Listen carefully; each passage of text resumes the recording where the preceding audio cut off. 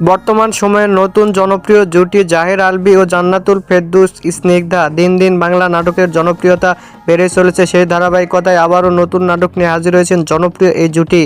নাটকটির নাম ঘাওড়া। এই নাটকটিতে অভিনয় করেছেন বর্তমান সময়ের আলোচিত অভিনেতা জাহের আলভী ও আলোচিত অভিনেত্রী জান্নাতুল ফেরদৌস স্নিগ্ধা।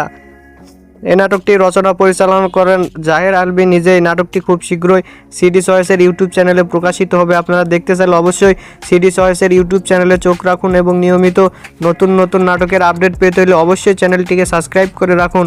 পরবর্তী ভিডিওর জন্য অপেক্ষা করুন।